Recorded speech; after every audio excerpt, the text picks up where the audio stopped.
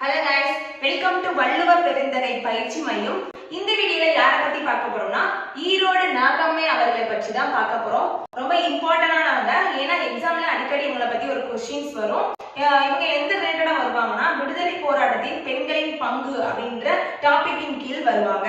நாகம்மை அவர்கள் புலனடக்க இயக்கம் வைக்கம் சத்தியாகிரகத்தில் ஈடுபட்டார். அடுத்ததாக மகாத்மா காந்திஜி அவர்கள் கள்ளுக்கடை மறியல் போராட்டத்திற்காக அழைப்பு விடுத்த போது நம்ம ஈரோட்டில் இருந்து பெண்களை திரட்டி கொண்டு நாகம்மை அவர்கள் அந்த கள்ளுக்கடை மறியல் போராட்டத்தில் ஈடுபட்டார்.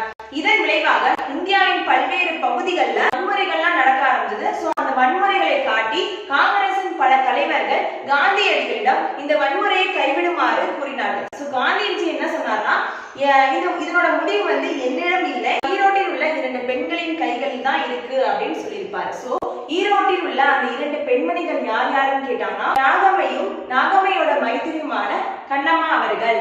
அடுத்ததாக நாகம்மை அவர்கள் 1924 ஏப்ரல் 14 அன்று வைக்கம் சத்தியாகிரக போராட்டத்திற்காக சிறை சென்றார்.